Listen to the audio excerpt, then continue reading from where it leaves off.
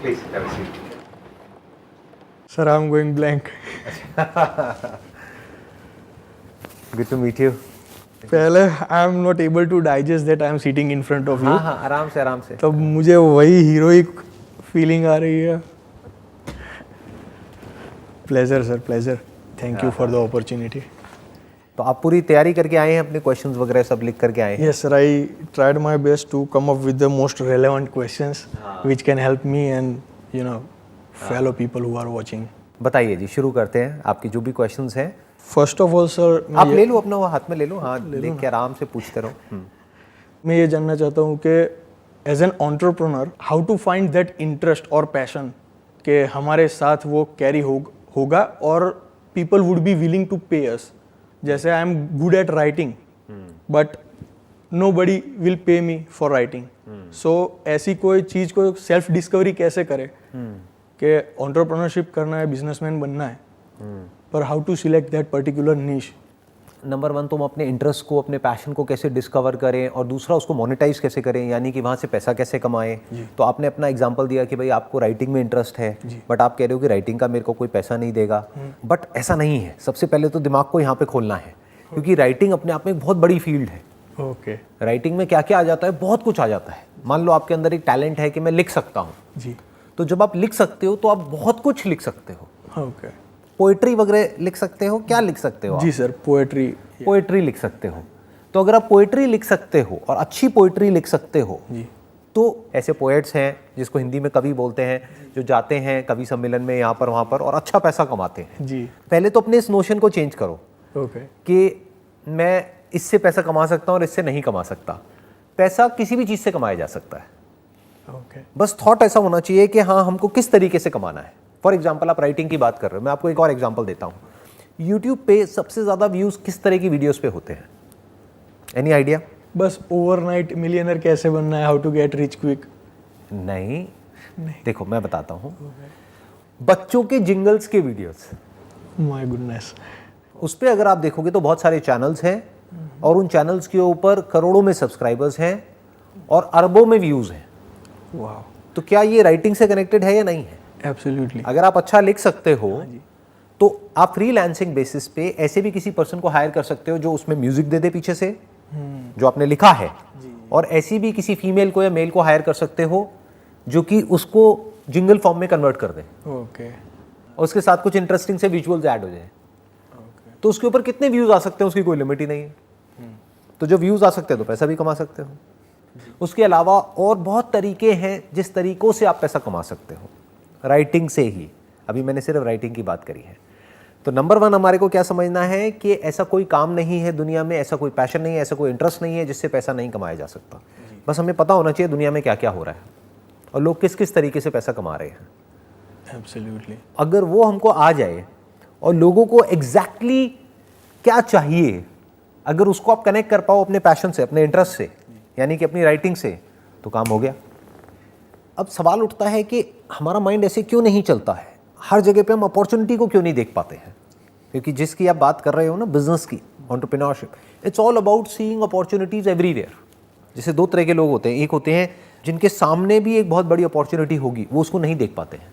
और दूसरे ऐसे भी लोग होते हैं जिनके आगे कुछ भी नहीं होगा, वो वहाँ पर भी बहुत कुछ देख लेते हैं. तो उसके पीछे क्या वजह होती है? उसका इंटरेस्ट इसमें नहीं होता कि आगे क्या दिख रहा है, फ्रंट में क्या दिख रहा है. उसका इंटरेस्ट इसमें होता है कि पीछे क्या हो रहा है. That should matter. For example, Amazon से आप ऑर्डर करते होगे कुछ ना कुछ, अमेजोन से, फ्लिपकार्ट से. तो कभी सोचा है कि उस पर ये जो लाखों प्रोडक्ट्स हैं उसको बेचने वाले लोग कौन है, कहाँ से आते हैं? क्या वो सब सिर्फ बड़ी बड़ी कंपनीज हैं या आपके जैसे ही लोग हैं? जी. हो सकता है कोई आदमी ध्यान तक नहीं देगा, लेकिन मेरा दिमाग ऐसे ही चलता रहता है. ऑल्दो मेरा भी इंटरेस्ट नहीं है बिजनेस में, क्योंकि मेरा इंटरेस्ट इस काम में ज़्यादा है, ये जो अभी हम कर रहे हैं. मेरी वाइफ मेरा मजाक उड़ाती है. वो कहती है कि आज कहाँ जा रहे हो, आज कमाने वाले काम पे जा रहे हो या गंवाने वाले काम पे जा रहे हो? ये अभी गंवाने वाला काम है. So you are getting where I am coming from. For example, मैं अपने घर के लिए अभी कुछ फ्लावर पॉट्स होते हैं वो ऑर्डर कर रहा था. तो मेरा एकदम से इंटरेस्ट आया. मैंने कहा यार ये इसमें है क्या, प्लास्टिक का ही तो है, ये 2000 का क्यों है, और उसी से मिलता जुलता एक और है जो 500 रुपये का है. तो क्या गेम चल रहा है? और फिर मैंने देखा कि जो 2000 वाला है उसके ऊपर रिव्यूज़ हैं 500। तो इसका मतलब क्या है, अगर 500 रिव्यूज़ हैं तो जो भी खरीदता है हर कोई रिव्यू तो नहीं देता है, तो इसका मतलब वो कम से कम भी नहीं तो 5000 बार बिक चुका है।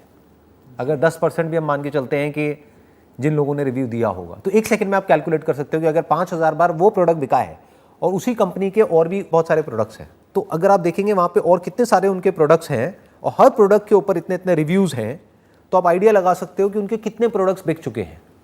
फॉर एग्जाम्पल 50,000 प्रोडक्ट्स बेच दिए हैं। एक प्रोडक्ट के ऊपर अगर सारे एक्सपेंसेस हटा करके मान लो एक प्रोडक्ट पे 500 रुपये भी कमाया, तो मल्टीप्लाई करो कितना हो गया, 50,000 इंटू 500, 25 लाख, 2.5 करोड़। 2.5 करोड़ रुपए profit, not sale. Oh yes, sale तो 2000 के हिसाब से हुई, यानी 4 गुना कर दो, 10 करोड़ की सेल, 2.5 करोड़ का प्रॉफिट सारे खर्चे निकालने के बाद। कर क्या रहे हैं, गमले बेच रहे हैं। सुनने में अगर कोई किसी को बताएगा भाई आप क्या काम करते हो, जैसे शादी के लिए होता नहीं है कि कहीं जाते हैं तो पूछते हैं लड़के से, हाँ भाई क्या काम है तुम्हारा, मैं गमले बेचता हूँ। मतलब क्या तुम्हारी फैक्ट्री है? नहीं नहीं, फैक्ट्री नहीं है, जिन लोगों की फैक्ट्री है उनसे लेता हूँ, उस पर अपना ठप्पा लगाता हूँ और यहाँ पर बेच देता हूँ। वो हंसेंगे लड़की वाले, कहेंगे कि ये कैसा काम है, ये तो हमको समझ ही नहीं आ रहा है जी। तो जो आज की डेट में लोग जिस तरह से लोग पैसा कमा रहे हैं, वो जो कन्वेंशनल लोग हैं जिनका दिमाग एक ही तरह से चलता है, उन लोगों की समझ से परे है कि कितने ऑप्शंस खुल चुके हैं आज की डेट में पैसा कमाने के, अगर कोई कमाने वाला हो तो। फॉर एग्जाम्पल अगर मैं अपनी ही बात करूं तो मुझे समझाने में बहुत टाइम लग जाता है लोगों को कि आप क्या काम करते हो। बहुत सारे लोगों को लगता है ये मेरा काम है, फिर जब उनको पता लगता है कि अच्छा मैं यहाँ से पैसा नहीं कमाता हूँ, फिर वो पूछते हैं क्या काम है, फिर जो मेरा काम है वो समझाने में बहुत टाइम लग जाता है। अच्छा स्टॉक फोटोग्राफी क्या होती है, वो क्या होता है, ऐसे क्या होता है, वैसे क्या होता है, अच्छा ऐसा भी होता है, तो लोगों को पता ही नहीं है। और मेरे जैसे और हज़ारों एंटरप्रेन्योर्स हैं इंडिया में, वर्ल्ड की बात करी जाए तो लाखों हैं जो अलग अलग फील्ड में अलग अलग काम कर रहे हैं। तो कहने का मतलब क्या है कि दिमाग ऐसे चलना चाहिए, कि आपका दिमाग ऐसे चलना चाहिए कि एग्जैक्टली आपको समझ आना चाहिए कि कौन बंदा क्या कर रहा है और किस लेवल पे कर रहा है। वहाँ से दिमाग खुलने लग जाता है, वहाँ से चीज़ें समझ आने लग जाती है। That is the beginning of entrepreneurship. जो सर नॉर्मल ट्रेंड है, कोई भी बिजनेस अगर शॉप खोल रहे हैं शायद हम, तो ऐसा होता है कि ओपनिंग के डे पे जो भी रिलेटिव्स है, फ्रेंड्स है, वो लोग आएंगे, हम ओपनिंग रखेंगे और फर्स्ट टाइम उन लोगों ने शर्म में या just to make us feel good वो लोग खरीद लेते हैं। पर अगर एक्चुअल कन्वर्जन की बात करें तो ऐसा नहीं होता कि उनकी लॉयल्टी होती है अपने बिजनेस के प्रति। तो उसी दिन का अगर हमको टारगेट रखना है कि शायद मेरी ग्रोसरी का शॉप है फॉर एग्जांपल, और मुझे उस दिन 50,000 का तो सेल्स करना ही है, तो how to be prepared to just reach the sales target on the opening day. आप अपने रिलेटिव्स के बेस पे या फ्रेंड्स के बेस पे या जिन लोगों को भी आप जानते हो उसके बेस पर कोई बिजनेस नहीं कर सकते। एब्सोल्युटली। इनफैक्ट वो लोग आपको बिजनेस में आगे नहीं बढ़ाते हैं बल्कि रोकते हैं। मैं ठीक कह रहा हूँ, गलत कह रहा हूँ? Spot on sir. या उनका काम क्या होता है कि जैसे जो रिश्तेदार होते हैं, जो रिलेटिव्स होते हैं और होते हैं, वो आ करके अपने कमेंट्स दे करके चले जाएंगे आपके घर वालों को। हो सकता है आपको भी ना डायरेक्टली बोले, बट आपके फादर के माइंड में कुछ डाल के चले जाएं, कह रहे ये क्या काम करवा दिया, ये कोई काम है करने वाला, इसमें कुछ नहीं होने वाला, अरे हमारा वो था उसने भी ऐसे ही किया था, उसका कुछ नहीं हुआ, इसका भी कुछ नहीं होगा। तो उनका क्या काम है? काम खराब करना।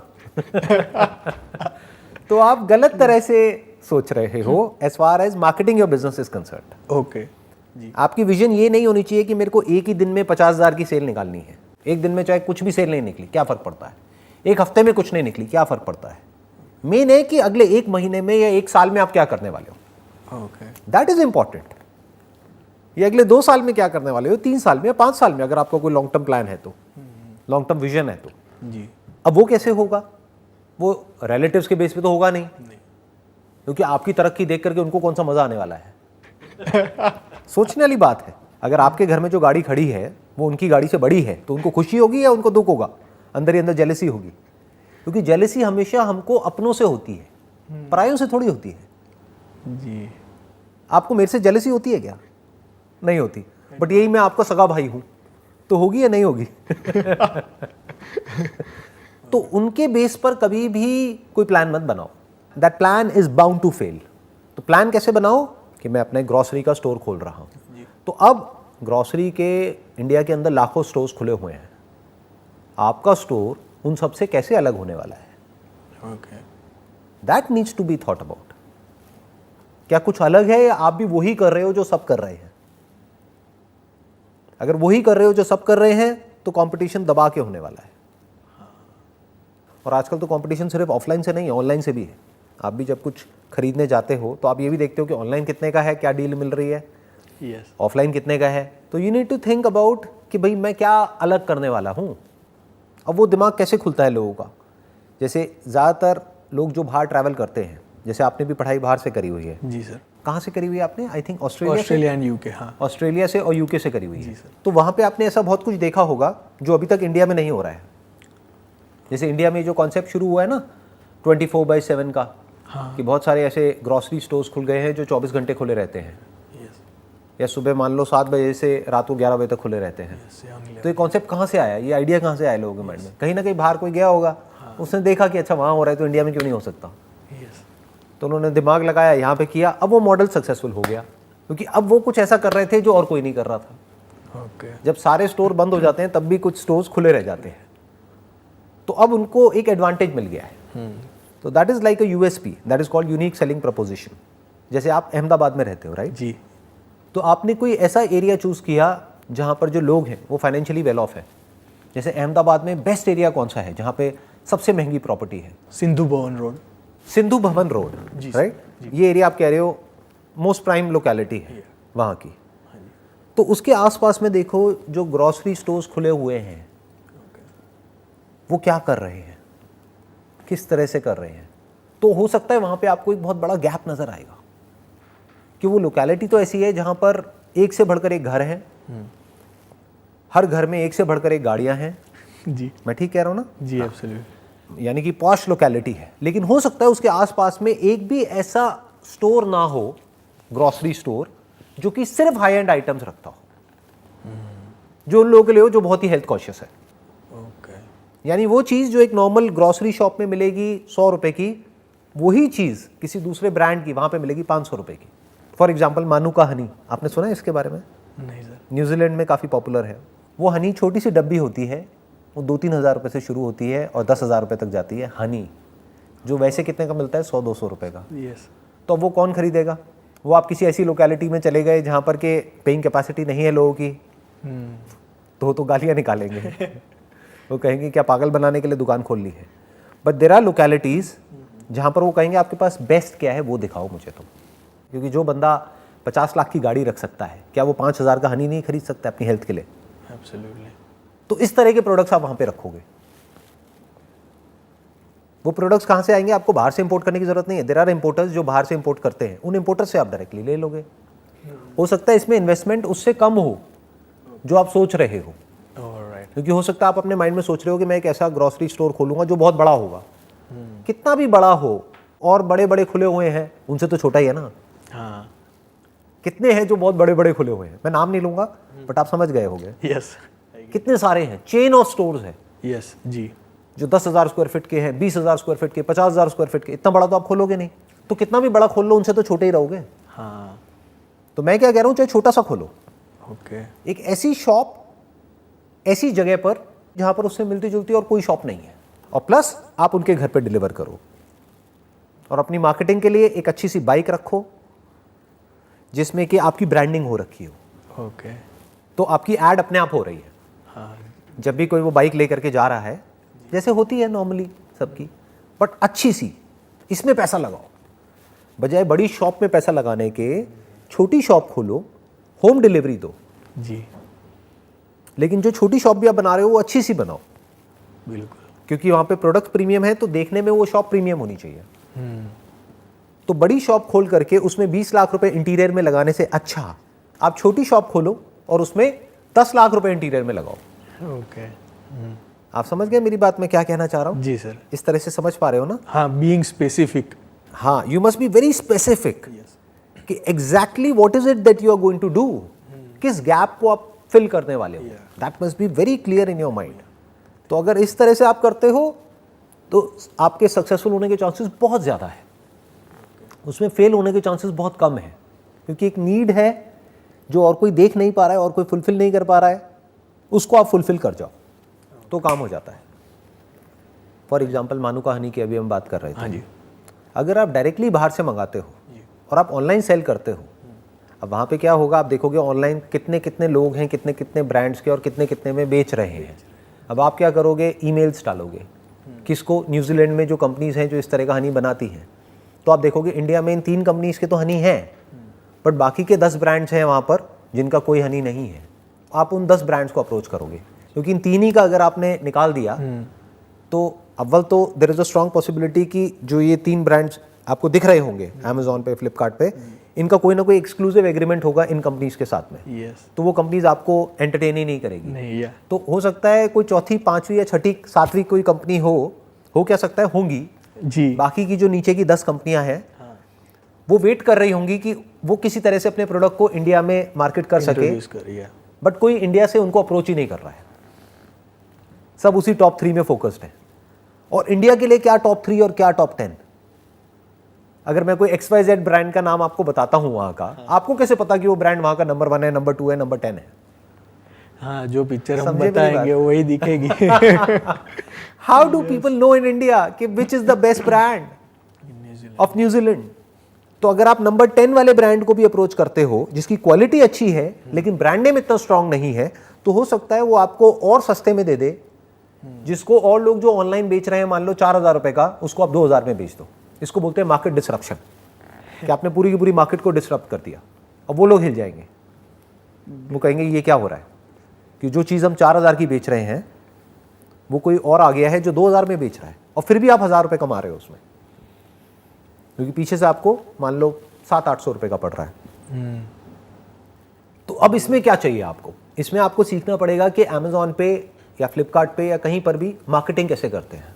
जी। मतलब वहां पर भी आप एड्स रन कर सकते हो। समबडी सर्चिंग फॉर हनी और मे बी ऑर्गेनिक हनी या मानुका हनी, तो आपकी ऐड आएगी। ऐड में पैसा लगाओ और पैसा कमाओ। बिजनेस करना वैसे सही बता रहा हूँ बहुत आसान होता है, बट थॉट प्रोसेस की सारी प्रॉब्लम है। ऐसे बहुत सारे एजेंट्स हैं जिनका काम ही यही है। वो क्या करेंगे, आपने उनको बताया कि मेरे को इस कंपनी से, एक बार आपकी डील फाइनल हो गई ऑनलाइन मान लो ईमेल के थ्रू, फिर आपने इस कंपनी को बोल दिया, इस एजेंट को बोल दिया कि अब मेरे को इतनी क्वांटिटी यहाँ से यहाँ पर चाहिए, तो बाकी सारा काम उनका है, उनकी हेडेक है। अच्छा। वो अपना कुछ कमीशन लेंगे थोड़ा बहुत बीच में, और आपका प्रोडक्ट आपको मिल गया। हाँ, तो आप फोकस कर सकते हो हाउ टू सेल, क्योंकि वो Exactly. लाने का हेडेक आपको नहीं इंपोर्ट रहेगा। करने का सारा हेडेक आपका है ही नहीं। वो किसका है? एक एक्सपर्ट का, जो बंदा उस फील्ड में एक्सपर्ट है, यस। जिसका काम ही यही है। एंड तो वो पूरा हेडेक उसका हो गया। हाँ जी। बनाने का हेडेक उस कंपनी का हो गया। आपका हेडेक क्या है? आपके घर में प्रोडक्ट आ गए, छोटे छोटे से डब्बे हैं, मान लो शुरू में आपने ज़्यादा नहीं 20 ही मंगाए और 1,000 रुपये का एक पड़ा, तो कितने का हो गया? 20,000 रुपये की इन्वेस्टमेंट हो गई। अब आपकी सेलिंग स्किल्स और मार्केटिंग स्किल्स यहाँ पर काम आएगी। अगर आप 20 बेच सकते हो तो आप 200 भी बेच सकते हो, 200 बेच सकते हो तो 2,000 भी बेच सकते हो, और एक प्रोडक्ट बेच सकते हो तो दूसरा भी बेच सकते हो। तो कितने ऑप्शंस खुल गए? वायबिलिटी बहुत ज़्यादा हो गई, और बहुत ज़्यादा हो एक्सपोजर गया। भी एकदम। और ये सब जो मैं बातें कर रहा हूँ ना, ये कोई थ्योरेटिकल बातें नहीं है, लोग ऐसा कर रहे हैं इंडिया में। बस ये है कि इस सब के बारे में किसी को पता नहीं है। तो ये मैं जो सीक्रेट्स हैं अंदर के, वो सब ओपन कर रहा हूँ। जी, thank you sir. Most welcome जी। और सर, ज़्यादातर बिजनेसेस में ऐसा होता है कि when you have just started off, तो कोई एक क्लाइंट होता है जो 60-70% ऑर्डर देता है। ऑल ऑफ द सडन, जैसे आपने बोला कि अभी हम शुरू कर रहे हैं, we are new and some of establish player are already there, तो वो उनको बेटर ऑफर दे के अगर वो कस्टमर को अपने पास ले लेंगे तो हमारा नया सेटअप है वो कोलैप्स हो जाएगा। जैसे आपने बोला कि मार्केट डिसरप्शन आप कर सकते हो ये स्ट्रेटजी से, तो उस चैलेंज को कैसे ओवरकम किया जाए? जो अभी आपने एग्जांपल दिया कि फॉर एग्जांपल आपने कोई नया बिजनेस शुरू किया और कोई क्लाइंट है, वो आपके बिजनेस का मान लो 50% रेवेन्यू जनरेट कर रहा है, और वहाँ पर एक एग्जांपल ले लेते हैं कि उसने पेमेंट देने से ही मना कर दिया। बड़ा कॉमन है। हाँ, बिग उसने प्लेयर पहले बोला कि मैं 30 दिन में पैसा दे दूंगा, उसके बाद 60 दिन हो गए, 90 दिन हो गए, 6 महीने हो गए, वो पैसे ही नहीं दे रहा है। क्या कर लोगे? कोर्ट में जाओगे तो 20-30 साल गए आपके। वो तो अब क्या करोगे? फंस गए ना। जी। काम शुरू होने से पहले ही बंद हो गया। जी। तो बिजनेस को डाइवर्सिफाइड तरीके से करो। शुरू में बड़ी मछली को पकड़ने की बजाय छोटी छोटी बहुत सारी मछलियों को पकड़ो। ये बड़ी मछली को पकड़ने के लिए बड़ा और स्ट्रांग नेट भी तो होना चाहिए ना। अपने छोटे से नेट से आप बड़ी मछली को पकड़ने जाओगे तो नेट ही फट जाएगा। जी। तो उस छोटे से नेट से छोटी छोटी बहुत सारी मछलियों को पकड़ लो। यानी कोई भी एक भी ऐसा क्लाइंट आपका नहीं होना चाहिए जहां से कि आपकी रेवेन्यू का मान लो 10% से ज़्यादा वहां से आ रहा है। तो कोई डर नहीं है। डूबा भी तो कितना डूबा, 10% डूब गया, कोई बात नहीं, क्या हो गया, बाकी का 90% तो चल रहा है ना, मैनेज हो जाएगा। तो ऐसे काम करो ही मत। ओके, इनिशियल डेज में, इनिशियल में मत करो। जब आपके पास फंड्स हो, मान लो बिजनेस करते करते आपको 1-2 साल हो गए हैं, आप बड़ों को अप्रोच करो ना, और ये सोच करके करो कि अगर मेरा पैसा डूब भी गया तो मुझे फ़र्क नहीं पड़ता, उतने का ही मैं रिस्क लूँगा। जिसने भी बिज़नेस करा होगा वो समझता होगा इस रियलिटी को कि बहुत सारे लोग ऐसे हैं जो प्रॉपर एथिकल वे में बिजनेस को नहीं करते हैं इंडिया में, क्योंकि लोगों के अंदर अभी भी लॉ एंड ऑर्डर का कोई डर नहीं है। नहीं है, बिल्कुल जी। तो वो क्या करेंगे, वो आपको अटकाने की कोशिश करेंगे। ओके। इसको टिपिकल यहाँ पे लैंग्वेज में बोला जाता है, बिजनेस की लैंग्वेज में इंडिया में, नीचे लगाना सामने वाले को। हाँ। मतलब आपको कहेंगे पेमेंट आपकी कहाँ जा रही है, 30 दिन में हम दे देंगे ना। जैसे ही आप पेमेंट मांगने जाओगे वो कहेंगे और माल दे दो। हाँ, आप समझ गए, पेमेंट तो दी नहीं, माल और दे दो। फिर आप माल दोगे 100 रुपये का, पेमेंट वो देंगे 50 रुपये की। हाँ। तो पहले की 100 रुपये की पेमेंट थी, उसमें से 50 दिया उन्होंने, तो 50 पुराना बाकी हो गया, 100 नया हो गया। तो 100 से कितना हो गया, 150। आपका रिस्क बढ़ गया। ये 100 रुपये बढ़ करके कब 500 रुपये हो जाएगा, 1000 रुपये हो जाएगा, आपको पता भी नहीं लगेगा। फिर एंड में जब 1000 रुपये हो जाएगा तो वो वेंडर चेंज कर देंगे। हाँ, ऐसा होता है। कहेंगे भाड़ में जाओ, हम तो उससे ले रहे हैं। और उसके पीछे भी कोई ना कोई रीज़न दे देंगे। वो ये थोड़ी बोलेंगे कि हम आपका पैसा नहीं दे रहे, क्योंकि फिर तो उनकी क्रेडिबिलिटी खराब हो जाएगी ना। वो क्या कहेंगे, आपके प्रोडक्ट में कमी है, ये क्या दे दिया हमको, इसकी वजह से हमको इतने का नुकसान हो गया, अब हम आपके पैसे नहीं दे रहे। ये सब चीज़ें होती हैं, ये ग्राउंड रियलिटी के बारे में मैं आपको बता रहा हूँ। Format perfect. इसके बारे में जो फर्स्ट टाइम एंटरप्रेन्योर्स होते हैं, जो स्टार्ट कर रहे होते हैं, उनको पता ही नहीं होता है, तो फंस जाते हैं। यस। तो ऐसे काम करो जहाँ पर अगर पैसा आपका डूब भी जाए तो आपको फ़र्क ना पड़े, आपका मंथली कैश फ्लो पे असर नहीं पड़ता, you will be able to maintain. 5-10% चला भी गया तो उससे बिजनेस में फ़र्क नहीं पड़ता ना। जी। बेटर स्टिल, अगर आपने पूरा ही डाइवर्सिफाई कर दिया कि एक क्लाइंट से आपका 1 या 2% से ज़्यादा आता ही नहीं है, तो कोई डर ही नहीं है। हाँ, वो आप अगर वो ज़्यादा नौटंकी करे या ज़्यादा ऐसी कोई उल्टी सीधी टर्म्स आपके सामने रखे जो आपको ठीक नहीं लगते, तो आप ना कह सकते हो उसको। एब्सोल्युटली। वो ओवर नेगोशिएट करे, जितना आपका मार्जिन है उससे भी नीचे आपको ले जाने की कोशिश करे। आप बोल तो मैं नहीं देता प्रोडक्ट, वो कहेगा मैं कॉम्पिटिटर के पास चला जाऊँगा, चले जाओ, आपको क्या फ़र्क पड़ रहा है। हाँ। आपका 98% या 99% बिजनेस तो इंटैक्ट है ना। Yes, secure. ऐसे सोचा जाता है। तो जो फर्स्ट टाइम एंटरप्रेन्योर्स है सर, उनके लिए व्हाट वुड यू सजेस्ट कि suppose I have got 10 lakh rupees with me, so 1-1 lakh के 10 डिफरेंस एक्सपीरियंसेस लेना बेटर है या 10 लाख एक ही बिजनेस में लगाने के वो एक्सपोजर लेना बेटर रहेगा? 1-1 लाख 10 बिजनेस में आप लगाओ, वो बेटर है। अच्छा। और ऐसा सोचो ही मत शुरू से कि मेरे को 10 बिजनेस करने पड़ेंगे 1-1 लाख रुपए के, राइट? आप ये सोच करके करो कि मैं 1 लाख में एक बिजनेस कर रहा हूँ, मेरे पास में 10 लाख रुपए है और इस बिजनेस को मुझे इस लेवल पे ले जाना है कि यहाँ से मेरे पास में 1 लाख मैंने लगाया, 10 लाख आएगा, फिर उस 10 लाख को मैं री इन्वेस्ट करूँगा, फिर मैं 20 लाख पे जाऊँगा, 50 लाख पे जाऊँगा, फिर उसको री इन्वेस्ट करूँगा, फिर मैं 1 करोड़ पे, 2 करोड़ पे, 5 करोड़ पे जाऊँगा। ऐसे सोचो, क्योंकि 10 लाख आपके पास में अगर है और आप 1 लाख लगा करके एक बिजनेस कर रहे हो तो 1 लाख का 2-3 लाख तो वैसे ही हो जाएगा। आप एस्टिमेट करोगे 10 लाख का, एक्चुअल में जब करने जाओगे तो पता लगा 20 लाख लग गया, 30 लाख लग गया, फंस गए। यस। तो 9 लाख को साइड में रखो, सिर्फ 1 लाख रुपए लगाओ। अब वहाँ पे एक प्रॉब्लम क्या आएगी कि हमारा दिमाग कैसे चलता है कि 1 लाख में बिजनेस कैसे होगा। अरे नहीं, ऐसा नहीं है। 1 लाख बहुत बड़ा अमाउंट होता है एक बिजनेस को करने के लिए। It's all about how you are doing it, not what you are doing it. जी, ये पॉइंट इंपॉर्टेंट है, मैं दोबारा बोलूंगा। It's all about how you are doing it, not what you are doing.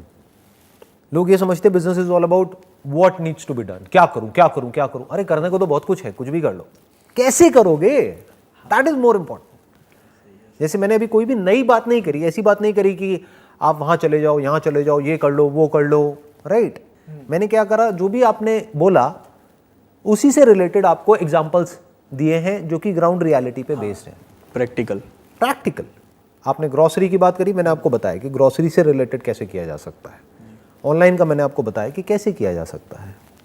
और वो भी स्ट्रेटेजिकल भी आपने जो बताया कि हनी का जो आपने एग्जांपल दिया था कि उसमें ज़्यादातर फर्स्ट टाइम एंटरप्रेन्योर्स स्टक ऐसे ही हो जाएंगे कि सारा ऑपरेशन खुद ही मैनेज करने में लग जाएंगे। तो जैसे मैं फर्स्ट टाइम कर रहा हूँ, उधर से कुछ आ रहा है, उन लोगों ने कुछ डॉक्यूमेंटेशन में गड़बड़ कर दी या कुछ ऐसे, तो वो क्लियर करने में मेरा 2-3 महीना आराम से निकल जाएगा और वो पता भी नहीं चलेगा। अदरवाइज उससे बेटर है कि just higher a professional expert, pay them, it is an investment not a cost. ये बेसिकली ना इंडिया में प्रॉब्लम है। यहाँ पे प्रॉब्लम क्या है कि लोगों को एक्सपर्टीज की वैल्यू नहीं पता है। इंडिया में लोगों को टाइम की वैल्यू नहीं पता है। ये बहुत बड़ी प्रॉब्लम है। पैसे की वैल्यू तो पता है, 10-20 रुपए, 50 रुपए, 100 रुपए बचाने के लिए अपना पूरा दिन खराब कर देंगे। लेकिन उस दिन की क्या वैल्यू है ये नहीं पता है लोगों को। तो आपको पहले कैलकुलेट करना पड़ेगा कि मेरी अपॉर्चुनिटी कॉस्ट क्या है। फॉर एग्जांपल, आप बिजनेस ना करके अगर जॉब करते हो, यू आर वेल क्वालिफाइड, आपको जॉब भी मिल सकती है जी। फॉर एग्जांपल, आपको जॉब मिल सकती है ₹1,00,000 महीने की, तो एक दिन का कितना हो गया? मोटा मोटा 3,000 रुपये। 3 या 3। एक दिन में कितने घंटे आप काम करते हो? 10 घंटे मान लो काम करते हो, तो 1 घंटे की आपकी वैल्यू कितनी हो गई? 300 रुपये। तो आपको पता होना चाहिए अपने माइंड में कि मेरे 1 घंटे की वैल्यू 300 रुपये है जी। तो वो हम कैलकुलेट नहीं करेंगे। हम क्या देखेंगे? अच्छा, सामने वाला ये जो बंदा है ना, अगर मैं इस एजेंट को हायर करता हूँ, ये मांग रहा है एक प्रोडक्ट के ऊपर 200 रुपये, और ये बहुत ज़्यादा है, मैं उससे नहीं करूँगा, मैं तो खुद ही कर लूँगा। उस चक्कर में आप अपने 2 महीने खराब कर दोगे।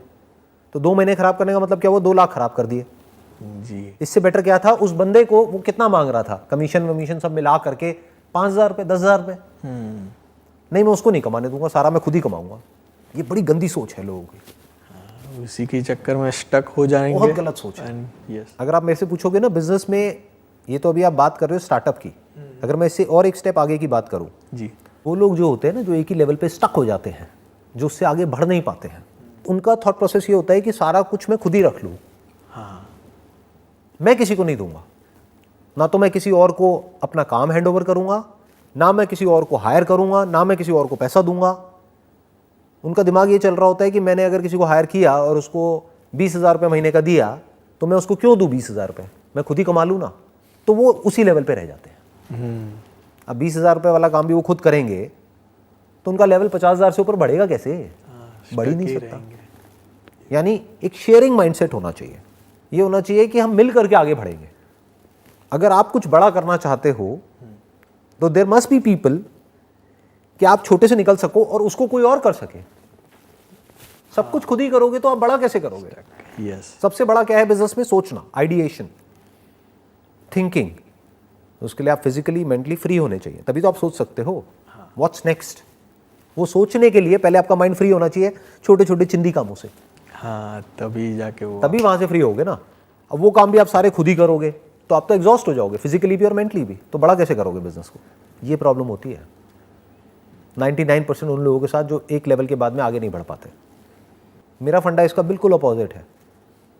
अब मैं आपको एक एग्जांपल देता हूँ। लॉकडाउन के टाइम पे मेरे फ्रेंड सर्कल में जो और एंटरप्रेन्योर्स हैं और हैं, मैंने उनसे पूछा, मैंने कहा भाई क्या कर रहे हो, कैसे कर रहे हो? तो ज़्यादातर लोग क्या दिमाग लगा रहे थे, ये अंदर की बात है, मैं आपको जो बता रहा हूँ बिना किसी का नाम लिए, कि एक है बाहर से जो वो बोलते हैं अपने एम्प्लॉइज को, एक है एक्चुअल में जैसे उनका दिमाग चल रहा होता है। हाँ। तो वो क्या दिमाग लगा रहे थे कि इस पीरियड को हम कैसे यूज करें अपने फायदे के लिए।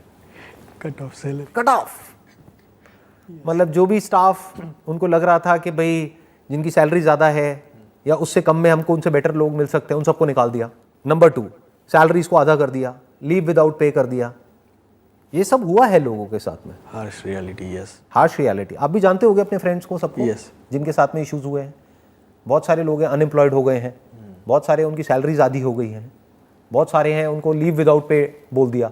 यस, हुआ है। कि ठीक है आप लीव पे हो लेकिन हम पे नहीं करेंगे। लीव पे ही रहो। लीव पे ही रहो। तो ऐसी बहुत सारी चीज़ें हुई है। मैंने क्या किया, जिस दिन लॉकडाउन डिक्लेयर हुआ, एक ईमेल भेजा सारे टीम लीडर्स को और बोला अपनी पूरी टीम को आगे फॉरवर्ड कर दो। मैंने कहा जब तक भी ये लॉकडाउन चलेगा तब तक आपको आपकी पूरी सैलरी मिलेगी, किसी की भी 1 रुपये की भी सैलरी कटेगी नहीं। तब तक ये भी अनसर्टेनिटी थी कि कब तक चलेगा। हाँ इनिशियली यस, कि पता नहीं 21 दिन चलेगा या 1 महीना चलेगा, 2 महीना, 6 महीना, 1 साल। मैंने उसमें मेल में लिख दिया कि अगर 1 साल भी चलेगा तो आपको टेंशन लेने की जरूरत नहीं है, आप आराम से घर से काम करो और आपको पूरे पैसे मिलेंगे, 1 रुपये भी किसी का भी नहीं कटेगा। नंबर 1 उस ईमेल में ये मेंशन था। दूसरा, मैंने उसमें कहा कि क्योंकि मैं समझ पा रहा हूँ कि लोगों की लाइफ में क्या क्या प्रॉब्लम्स आ रही हैं, तो मैंने कहा कि just for a time being, जिस दिन लॉकडाउन डिक्लेयर हुआ उसके अगले दिन ही मैंने डिक्लेयर कर दिया कि अगले महीने की सैलरी आप सबकी डबल है। वाह, क्योंकि कहते हैं ना कि जब आपका टाइम अच्छा चल रहा हो तब तो पूरी दुनिया आपके साथ खड़ी होती है, जी लेकिन जब टाइम बुरा चल रहा है और उस वक्त कोई आपके साथ में खड़ा हुआ है, वही आपका रियल फ्रेंड है ना, वही आपका अपना है। जी। तो इस सब से क्या होता है, एक ऐसा एक रिलेशनशिप बिल्ड हो जाता है, एक ऐसा स्ट्रक्चर बन जाता है which becomes a win win situation yes, for both the parties, for the employer as well as the employees. तभी वो कंपनी ग्रो कर पाती है, तभी लोग नेक्स्ट लेवल पे जा पाते हैं। अब हमारे साथ में जितने भी लोग जुड़े हुए हैं, we have got more than 100 people working in our company. 99% ऐसे हैं जो पिछले 10 साल से, 15 साल से, 20 साल से सब हमारे साथ ही हैं। क्योंकि सर इस पे भी ज़्यादातर जो इवन मल्टीनेशनल कंपनीज है, they are spending crores on the training के how to retain employ retention. हाँ, कि रिटेन कैसे करें। हाँ। मैंने आपको एक वर्ड में बता दिया रिटेन कैसे किया जाता है, शेयरिंग। दिल से शेयर करो ना। यू नीड टू थिंक कि मैं क्या और दे सकता हूं। ये समझना बड़ा मुश्किल है लोगों के लिए, क्योंकि लोगों की जो आदत है ना, बचपन से ही जो कंडीशनिंग हुई है, अगर आप अपने घर में भी देखोगे, जैसे आप बड़े हुए हो, मांग मांग करके बड़े हुए हैं बच्चे, पेरेंट्स से मांग मांग करके कि अब मुझे ये चाहिए, अब मुझे वो चाहिए, अब ये नया मोबाइल आया, अब ये भी चाहिए, अब ये लैपटॉप भी चाहिए, अब ये भी चाहिए, वो भी चाहिए। चलो यहाँ तक तो ठीक है, अभी आप बच्चे हो, और ज़बरदस्ती लड़ करके, रो करके, झगड़ करके, या टेंट्रम्स करके, या किसी भी तरह से अपनी बात मनवाने की कोशिश करते हैं। यानी क्या कर रहे हैं, मांग रहे हैं। और फिर मांग लिया, जब वो चीज़ मिल गई तो उस चीज़ पे कब्जा कर लिया। ये तो सबको आता है। उस चीज़ को किसी और को देते कैसे हैं, ये बहुत कम लोगों को आता है। ये दम बहुत कम लोगों में होता है। जिनमें होता है वही एंटरप्रेन्योरशिप में एक लेवल को क्रॉस कर पाते हैं। मतलब अपने बैंक बैलेंस को बढ़ाना कैसे है, ये आपको सिखाने की ज़रूरत नहीं है जी। बट उस बैंक बैलेंस में से पैसा निकाल करके अपने एम्प्लॉइज़ के साथ में शेयर कैसे करना है, ये कौन सिखाएगा आपको। ये जिसको आता है वो नेक्स्ट लेवल पे जा सकता है।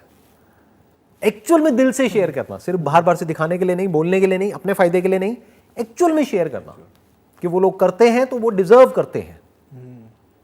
ये एटीट्यूड होना चाहिए कि आज जो भी मैं कुछ हूं फाइनेंशियली, वो किसकी वजह से हूं, अपने एम्प्लॉइज की वजह से हूं। तो अगर उनके साथ में नहीं शेयर करूंगा तो किसके साथ में करूंगा। अगर दिल से आपकी एक्चुअल में ऐसी थिंकिंग है तो वो लोग भी दिल से आपके साथ में जुड़ गए। अब वो दिल से काम करेंगे, यानी वो उस काम को उस लेवल पे ले जाएंगे जिस लेवल पे आप भी नहीं ले जा सकते। अब आपकी ग्रोथ शुरू हो गई है कंपनी की। मैं सिर्फ बोल नहीं रहा हूं, I am proud to say that कि मेरी कंपनी के जो भी फोटोग्राफर्स हैं वो मेरे से लाख गुना बेटर हैं आज की डेट में। जब शुरू किया था एक टाइम पे, आज से 20 साल पहले, तो मैं बेटर था, बट आज की डेट में वो मेरे से फार बेटर है। क्यों हो पाया ऐसा? क्योंकि वो दिल से काम कर रहे हैं, इन्वॉल्व है। वो एक्चुअल में ग्रो हो रहे हैं अपने काम में। वो काम को काम की तरह नहीं कर रहे हैं। आप समझ गए ना, जैसे ज़्यादातर कंपनीज में होता है, मंडे आ गया, जाना पड़ेगा, करना पड़ेगा, ऊपर से कहा है तो करना पड़ेगा। तब बंदा ग्रो नहीं कर सकता ना, तब कंपनी की भी ग्रोथ नहीं हो सकती, उन लोगों की भी नहीं हो सकती, काम की भी ग्रोथ नहीं हो सकती, क्रिएटिविटी का लेवल नहीं बढ़ सकता। हमारी कंपनी में जो शूट्स आज से 15 साल पहले हुए थे और आज जो हो रहे हैं, उसमें ज़मीन आसमान का फ़र्क है। That was all junk. अगर आज के कंपैरिजन में देखा जाए तो इट्स अ फैक्ट। लेवल बढ़ चुका है, बहुत बढ़ गया है। तो कैसे बढ़ गया? कहीं ना कहीं वो जो लोग हैं वो सिर्फ बाहर से बोलने के लिए नहीं बोलते कि ये हमारी कंपनी है, अंदर से they feel this is my company. Proud. हाँ, क्यों? क्योंकि मैं भी दिल से ऐसा उनके बारे में सोचता हूँ, और सिर्फ सोचता ही नहीं हूँ, बोलता भी हूँ और शेयर भी करता हूँ। जो भी आपके वर्ड्स हैं वो आपके एक्शन से मैच होने चाहिए, तब ट्रस्ट बिल्ड होता है, और उस ट्रस्ट की वजह से आप आगे बढ़ते हो। और तभी आपका ये माइंडसेट रहता है कि मेरे को शेयर कैसे करना है, सिर्फ अपने एम्प्लॉइज़ के साथ में नहीं, कस्टमर्स के साथ भी। यानी वहाँ पे एक्चुअल में क्या वैल्यू ऐड मैं कर सकता हूँ, उनकी लाइफ को बेटर कैसे कर सकता हूँ, और ज़्यादा कन्वीनियंट कैसे कर सकता हूँ उनके लिए हर एक चीज़ को, कि एक्चुअल में जो उनको चाहिए, जो भी उनकी एक्सपेक्टेशंस हैं हमारी कंपनी से, उसको हम एक्सीड कैसे करें। बताइए आपका नेक्स्ट क्वेश्चन क्या है? बस सर वही था लास्ट के, कैश फ्लो का जो इम्पोर्टेंस है, ना तो बुक्स है इसके बारे में, ना तो राइट कंटेंट है, क्योंकि of course it is very important for all the companies which are out there, और जो उसकी इम्पोर्टेंस समझते हैं they are able to survive. पर न्यू और फर्स्ट टाइम एंटरप्रेन्योर्स कैसे मैनेज कर सकते हैं मंथली कैश फ्लो? देखो, कैश फ्लो को मैनेज करना एक बिजनेस में सबसे ज़्यादा इंपॉर्टेंट है, क्योंकि अगर आपकी कंपनी प्रॉफिटेबल ही नहीं है तो ये सारी बातें जो मैंने अभी तक करी हैं सब बकवास है। As the owner of a business आपका दिमाग हमेशा ऐसे चलना चाहिए that the company must always be profitable right from day one. ये नहीं कि 2 साल बाद या 5 साल बाद। हाँ, कहीं से फंडिंग मिली हुई है तो बात अलग है, कोई है उसने $10 मिलियन आपको दे दिया है, $20 मिलियन, $100 मिलियन दे दिया है, अब उसको आप बर्न करते चले जा रहे हो, क्योंकि 1-2 साल आपके पास में है उसको बर्न करने के लिए, जब तक कि आप प्रॉफिटेबल होते हो। या हो सकता है 2-3 साल बाद कोई आकर के आपको बड़ा प्लेयर एक्वायर कर ले। बट अगर आप बात कर रहे हो एक बिजनेस को स्टार्ट करने की राइट फ्रॉम स्क्रैच, जब आपके पास में कोई इन्वेस्टर नहीं है, तो लोन लेना तो मेरे हिसाब से तो बहुत बड़ी बेवकूफ़ी है। लोन लेकर के कभी बिजनेस नहीं करना चाहिए। लोन कितने बुरी तरीके से एक बिजनेसमैन को फंसाता है वो वही समझ सकता है जो इस तरह से देख रहा है। जैसे अगर मैं अपनी बात करूं तो हमारी डेट फ्री कंपनी है, कोई लोन नहीं है, ना था, ना है, ना कभी होगा। अब इसके पीछे रीज़न क्या है, मैं क्यों कह रहा हूँ, क्योंकि लोन अपने आप में एक ट्रैप होता है। लोन आप ले तो लेते हो, बट जब देने की बारी आती है तो लोन का इंटरेस्ट ही इतना हो जाता है कि जो प्रिंसिपल अमाउंट है वो वहीं का वहीं पड़ा रहता है, आप इंटरेस्ट उतारते रहते हो। फिर एक ऐसी स्टेज आ जाती है जब वो प्रिंसिपल भी बढ़ने लग जाता है। ये अपने आप में एक ट्रैप है बहुत बड़ा जी। तो इस ट्रैप में नहीं फंसना चाहिए जब तक कि आपकी कंपनी प्रॉफिटेबल ना हो। तभी आपने अगर ध्यान से ऑब्जर्व किया हो, अभी तक मैंने जो भी आपको एग्जांपल्स दिए वहाँ पे मैंने रेवेन्यू की बात नहीं करी कहीं पर भी। मैंने बात किसकी करी? प्रॉफिट की। प्रॉफिट। जैसे मैंने हनी का आपको एग्जांपल दिया तो वहाँ पर मैंने ये नहीं कहा कि इतने की आपकी सेल हो जाएगी। सेल से क्या होता है? बहुत लोग हैं उनकी सेल है मान लो 10 लाख की, 20 लाख की, बट लॉसेज में जा रहे हैं। तो your target must not be sale, target must be profitability, not down the line 3 years 4 years down the line, right from day one. कोई भी बिजनेस को सस्टेन करने का मतलब क्या है? Positive cash flows. तभी आप कह सकते हो कि वो बिजनेस सेल्फ सस्टेनेबल है, तभी वो वायबल है। आइडियली एक बिजनेस ऐसा होना चाहिए जो इतना प्रॉफिट कमाए कि उस प्रॉफिट को जब आप री इन्वेस्ट करो तो बिजनेस नेक्स्ट लेवल पे चला जाए, फिर दोबारा से आप री इन्वेस्ट करो, फिर वो बिजनेस और नेक्स्ट लेवल पे चला जाए। इसको एक्चुअल बिजनेस कहते हैं। आजकल मैंने ज़्यादातर क्या देखा, यंगस्टर्स में एक बहुत बड़ी प्रॉब्लम कि कहीं से किसी की बातें सुनी कि भाई आज की डेट में जो बज़वर्ड है दैट इज स्टार्टअप, मुझे भी स्टार्टअप करना है। अच्छा, क्या प्लान है? ये करना है, वो करना है, मैं ये ऐप बनाऊंगा, ये करूंगा, वो करूंगा। आपको पता है कि there are millions and millions of apps already there, जिसको कोई डाउनलोड भी नहीं करता है। और फिर मैं उनसे एक क्वेश्चन पूछता हूँ कि जिस ऐप की आप बात कर रहे हो, अगर वो ऐप आपकी ना हो तो क्या आप खुद डाउनलोड करोगे उस ऐप को? स्टक। आंसर मिल गया, $1 million आंसर कि शुरू ही मत करो। सिंपल क्वेश्चन है। तो वहां पे जाकर के वो अटक जाते हैं, अटैच हो गए उस आइडिया से। तो जैसे वो आइडिया आप मेरे पास लेकर के आए, मैंने कहा कि क्या बकवास है ये, तो आपको क्या लगेगा कि मैं आपका दुश्मन हूँ? मैं सिंपल से क्वेश्चंस पूछ रहा हूँ आपसे कि भाई आप रेवेन्यू कैसे जनरेट करोगे, कोई क्यों आपको पैसे देगा उसके लिए, प्रॉफिट कहाँ से आएगा, कितना आएगा, जो खर्चा आपको करना है वो खर्चे के लिए पैसा कहाँ से आएगा। आप कह रहे हो इतना लगेगा, इतने में कैसे हो जाएगा? आप कह रहे हो 2 लाख में हो जाएगा, कैसे हो जाएगा?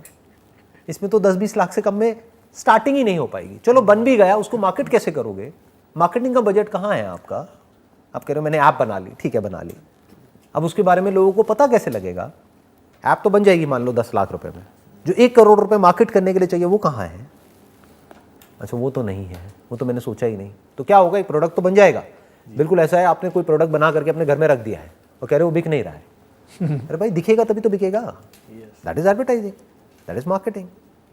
और बताइए। बस सर, थैंक यू। इसमें सब सम अप हो गया है। जो इन बिटवीन भी आंसर्स क्वेश्चंस थे मेरे, वो आपके आंसर में ऑलरेडी कवर हो गए हैं। सारे कवर हो गए जितने भी आपके क्वेश्चंस थे? जी सर। चलो, आई एम सो ग्लैड।